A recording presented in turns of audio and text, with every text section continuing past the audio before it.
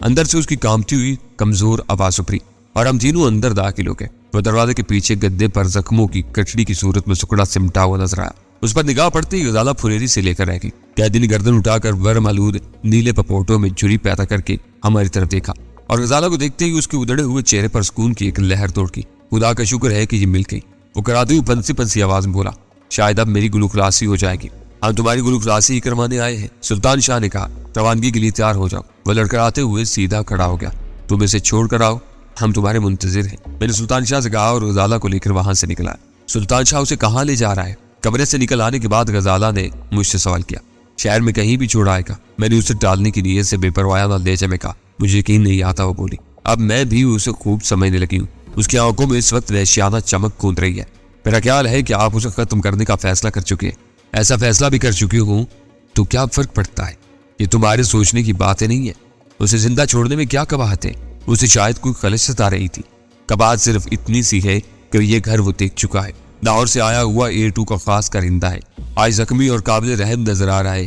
ذرا سی جان پکڑے گا تو پوری کہانی اوپر والوں تک پہنچا دے گا۔ اگر آنے والی تمام دشواریوں سے نپٹنے کے لیے تیار ہو تو پھر اسے ابھی رہا کر دیتے ہیں۔ زندگی بھر ہماری سماقت کو دعا دیتا رہے گا، یہ صرف میری وجہ سے مارا جائے گا۔ وہ اداس لہجے میں بولی۔ تمہاری وجہ سے نہیں بلکہ اپنی جسارت کی بنا پر مارا جائے گا۔ اس کی نشاندہی رکشی نے کی تھی، کیونکہ قاسم کی موت کے بعد اس کا منصب رکشی کو دے دیا گیا ہے۔ اس نے مجھے بتایا تھا کہ یہ شخص قتل اور اغوا کے معاملات میں پیشہ ورانہ مہارت رکھتا ہے۔ تمہارا قصہ الگ بھی کر دیا جائے تو اس کا پچھلا کھاتا اس قدر زخیم ہوگا کہ موت اس کی سب سے کم تر سزا ثابت ہوگی۔ وہ خاموش ہو گئی اور ہم دونوں نشست گاہ میں آ بیٹھے۔ لاہور میں آپ کیا کر رہے؟ طویل سکوت کے بعد اسی نے زبان کھولی۔ سب کام ادھورا ہی رہ گیا ہوگا، خاصی پیش رفت ہوئی ہے، میں نے پرخیال لہجے میں کہا۔ تمہارے اغوا کی خبر ملنے کے بعد میں نے کئی سنگین اقدامات بھی اٹھائے تھے۔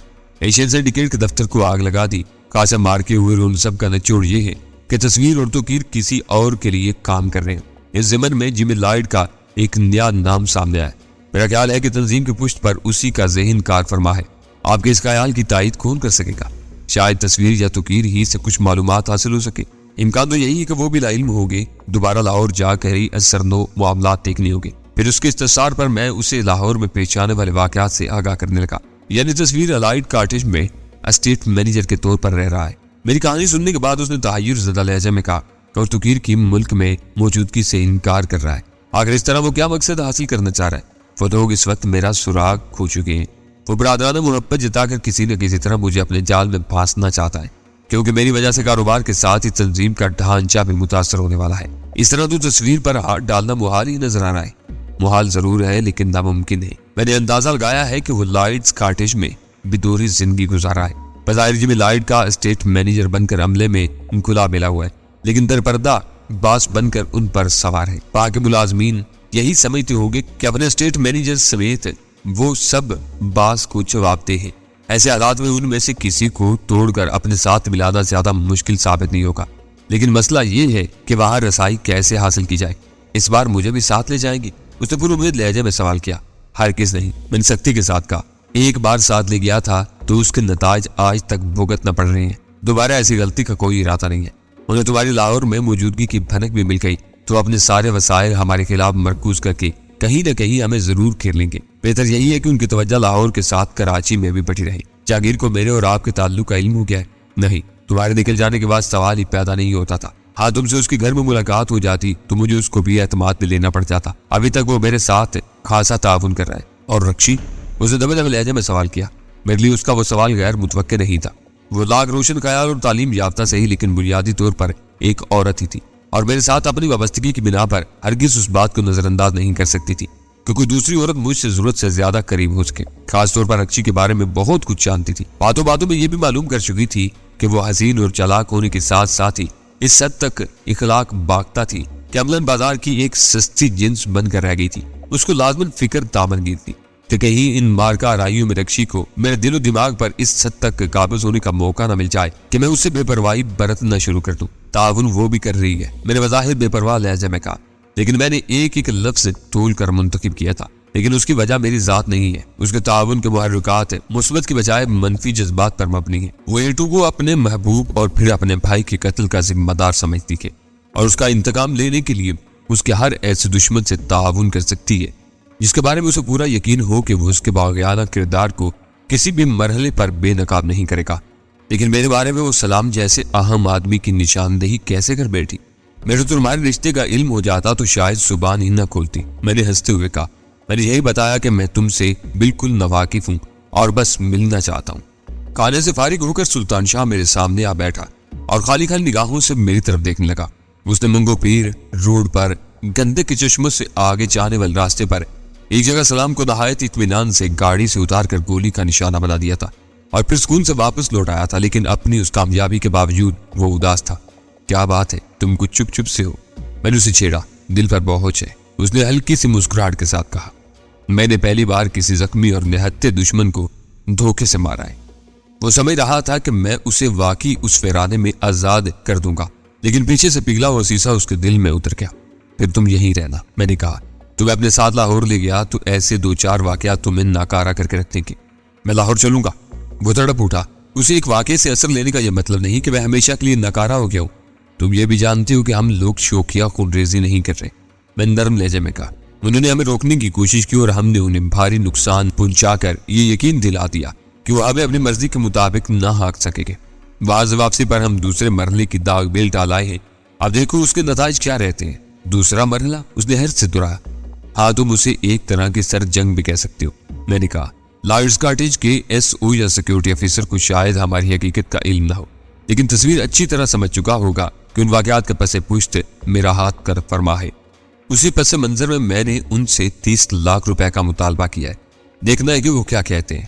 اگر وہ 30 لاکھ کی ادائیگی پر آمادہ ہو گئے تو میں تصویر کو عقل کا اندھا کہوں گا۔ وہ رقم ہرگز نہیں دیں گے۔ یہ ہو سکتا ہے کہ رقم کی ادائیگی کا اندیہ ظاہر کر کے مجھے گھیرنے کی کوئی منظم کوشش کر ڈالیں۔ میری بات کا جواب اب تک نہیں ملا۔ اس نے احتجاج کیا۔ کون سی بات؟ میں نے چونک کر سوال کیا۔ لاہور کب چاہ رہے ہیں؟ اس نے اپنا پرانا سوال دہرایا۔ آج رات یا شاید کل تک، میں نے بخیال لہجے میں کہا۔ ایس او کو میں نے 2 روز کی مہلت دی تھی جو کل ختم ہوگی۔ اس اسنا میں وقت برباد کرنے کی بجائے ہم یہاں کچھ کاروائیاں کر سکتے ہیں۔ میں اچانک دل گرفتہ سا ہو گیا۔ ملک میں استعمال ہونے والی منشیات کی فہرست بہت ہی لمبی تھی۔ افیم، شراب اور چرس سے لے کر کوکین اور ہیروئن تک سبھی نشے موجود تھے جو نوجوان طبقے کی بنیادوں کو غیر محسوس طریقے سے مسمار کر رہے تھے، اور ان سب میں ہیروئن کا نشہ سر فہرست تھا۔ یہ جدید دور کا وہ شاذور نشہ تھا جو انسانوں کو مفلوج کر کے اپنا غلام بنا لیتا تھا۔ میں اس بھیانک جنس کے بڑے تاجروں سے واقف تھا، لیکن وہ اس طرح حصار در حصار کام کر رہے تھے کہ میرے پاس ان کے خلاف کوئی ایسا ثبوت نہیں تھا جو قانون کی نظروں میں قابل قبول ہوتا۔ میں انفرادی سطح پر تو ان سے لڑ سکتا تھا، لیکن قانون کی مدد لینے کا ارادہ بھی کرتا تو خود اس بری طرح قانون کے چنگل میں پھنستا کہ گلو خلاصی محال ہو جاتی، کیونکہ یہی ہمارا اور ہمارے ملک کا دستور تھا۔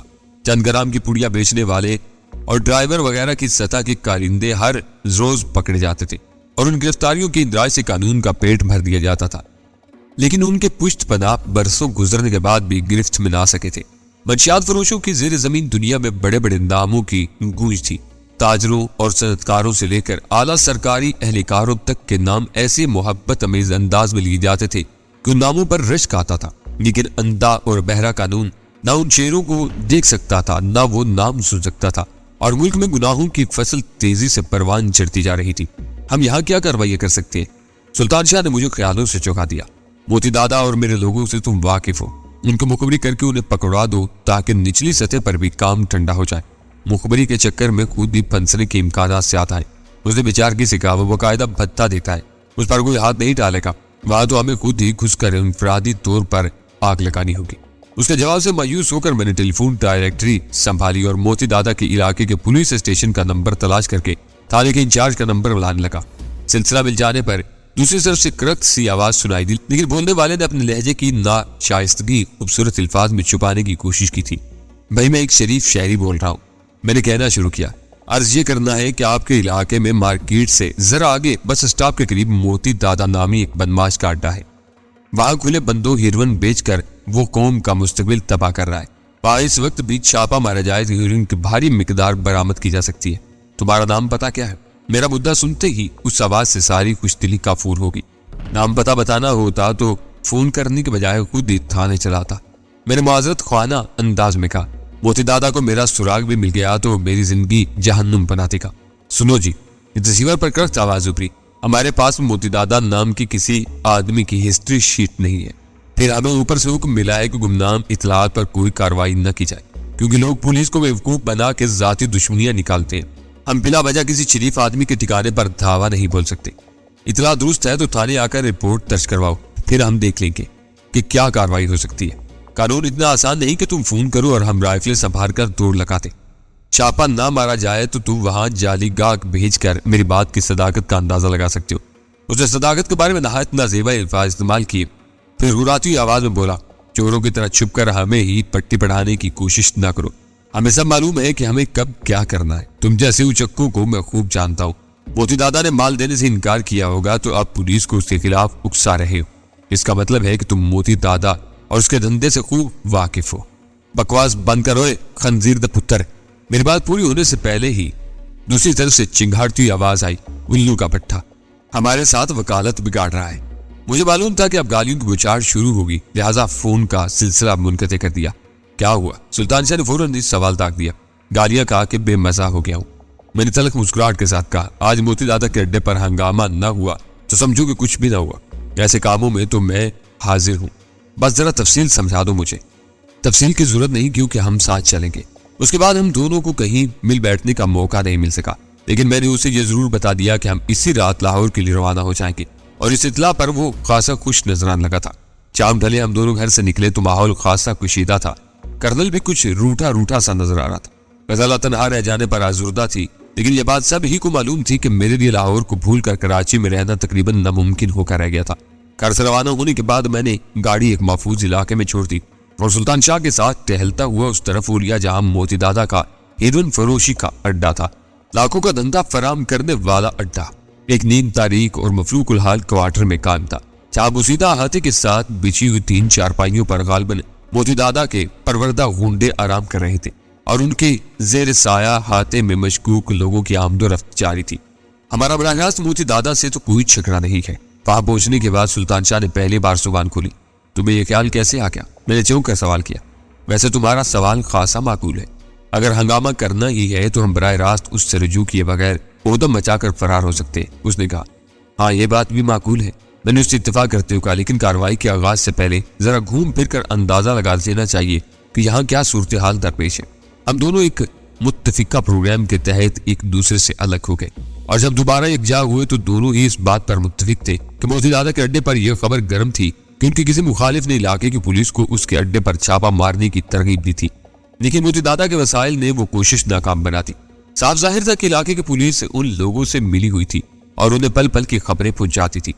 وہاں وسیع پیمانے پر کوئی کارروائی کرنا دشواریاں مول لینے کے مترادف ہوتا، لہذا ہم دونوں نے دور رہتے ہوئے اڈے کے اطراف میں 2-4 ہوائی فائر کیے اور کسی کی نگاہوں میں آئے بغیر وہاں سے نکل کھڑے ہوئے۔